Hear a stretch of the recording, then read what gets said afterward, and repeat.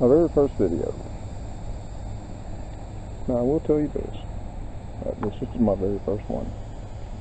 I've never done it before in my entire life.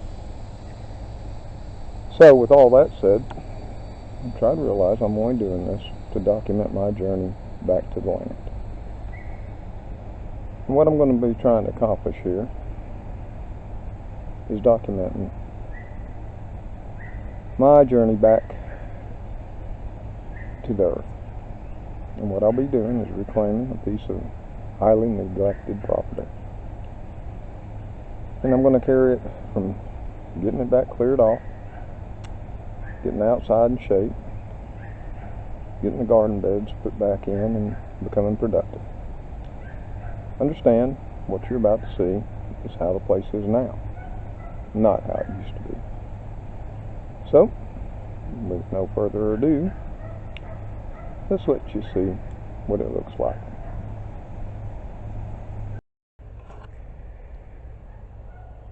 This is the property. And what you're seeing right now is one of the old garden beds. I think the last time this was planted was in 2009, maybe 2010, so it's overgrown. What you're seeing in the background there is the shop building.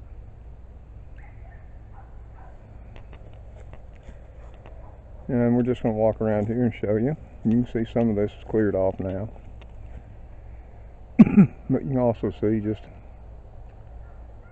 how overgrown the shop is. One area over by the ladder, I cleared off. Worked my way back in here just so I could get a ladder up and repair the roof. But you can see the piles of brush have been cut. This right here, believe it or not, is one of two raised beds that was in here, 4x8s. Yeah, hard to tell now, isn't it? Another one is right in here. You can still see, if you look carefully, you can see the landscape timbers.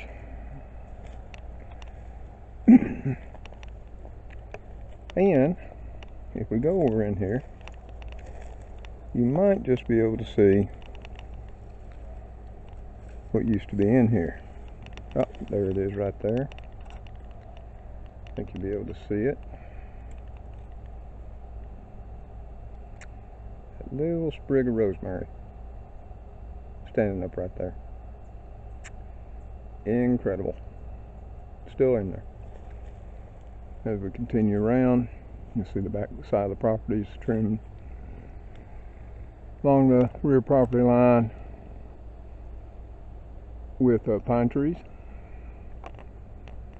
There's my old fishing boat. That was last tagged 2008. So here again, that's not been used in 10 years.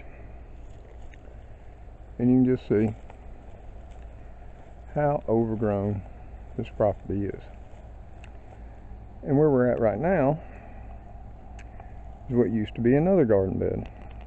This was the north garden bed right behind the house. There's the huge pile of brush that we cleared away from the house. And here's how overgrown part of this old garden bed is.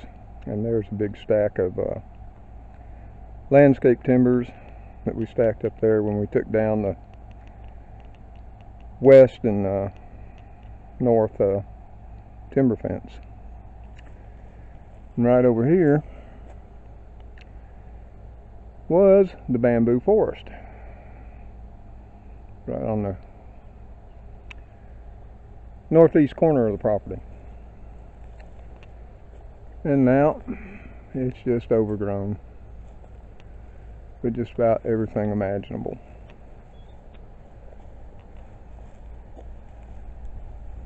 But there was a time when it too was beautiful.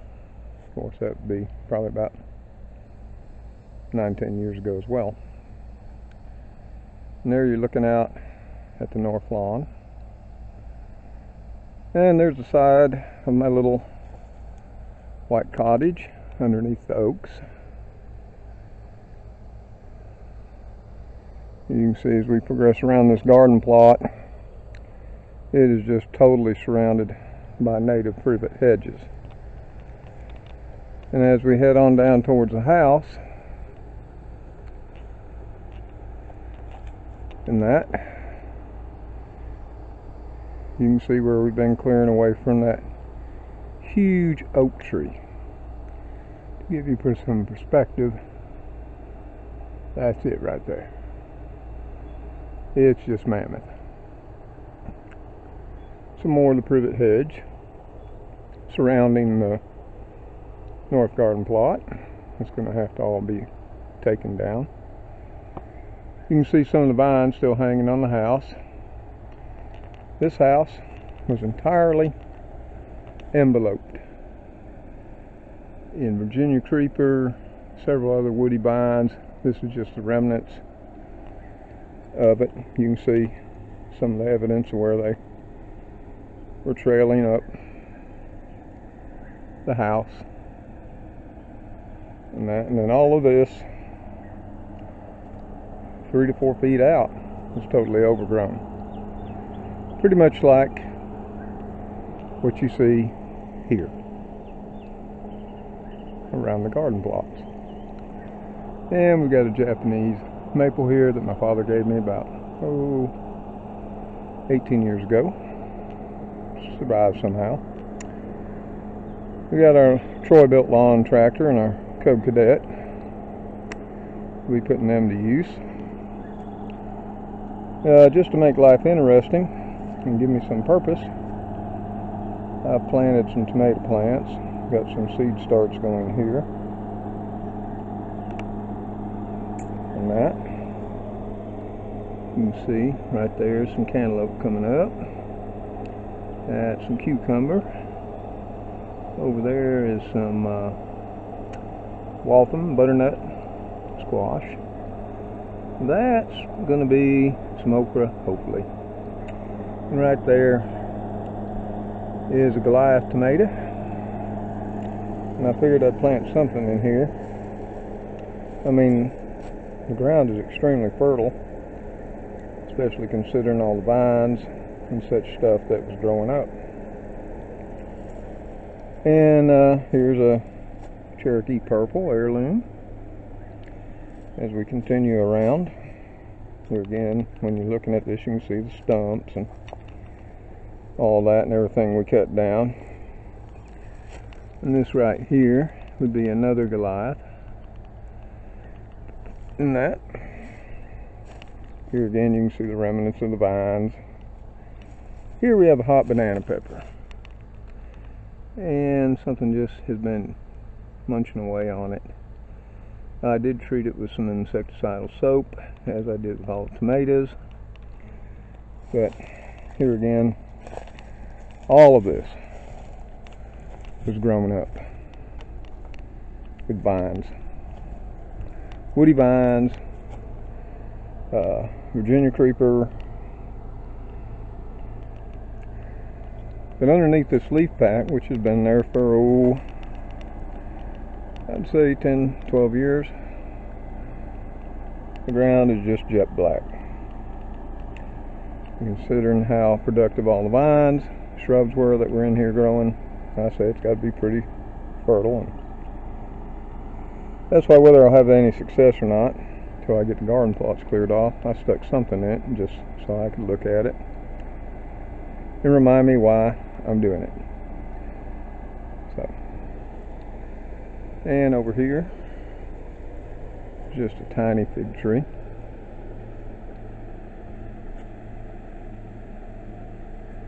I think it has 5 figs on it. That poor fig tree has struggled in life. And there, the huge pine that I raised from seed. And that, I'm not sure what that bush is, but it gets covered in some white and purple flowers. And they're fairly attractive. Let's see. So anywhere from a yellowish to a pinkish type flower, as you can see. Like I said, I'm not sure what that is. And this is the front yard. We got some Buford holly there. That was supposed to be dwarf. That has not quite worked out to be dwarf. And this is the front of the house. And here again, this whole entire front is totally encapsulated with vines. Now what you're going to see, these small upright bushes here, those are some blueberry bushes, high bush blueberries that I planted about at least 10-12 years ago. They don't look like much now because they were totally taken over by the vines, other shrubs and blackberries and everything else that was clogging this area up. But we got all that cut back now and got these staked up. Hopefully they'll do better. On over to the east side of the house here. And here again, this was all covered in vines. Just masses of them. And I put this bed in, probably 18 years ago. The bed's held up well. And when I got it all cleared out, just to give me some motivation, I went ahead and stuck me a few tomato plants in there. Some yellow squash. I like it. I got me a few cucumber plants and a few okra. Here again, just something to give me motivation. There's one of my Mustangs. I tend to like them. Now here again, you can see here, huge Buford holly. Once again, when I bought it, said it was dwarf. And like I said, it just didn't work out. Here's two more of my Mustangs. That's my son's Harley. And of course, that's his huge F-250 Super Duty. So now we'll go to the south lawn. Got some pecan trees, 3 of them to be in fact. And we have the timber fence. And this fence was put in 2000.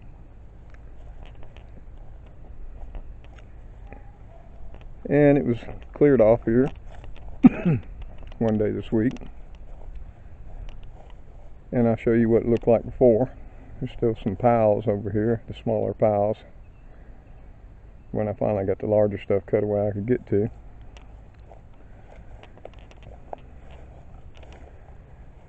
And trust me, this was not what was against the fence. You're about to see the way it was. We're coming to it. You see that? That's how the entire fence was when I started to clear it. Small trees, shrubs, bramble bushes, vines. Except for here, I have a large elderberry bush.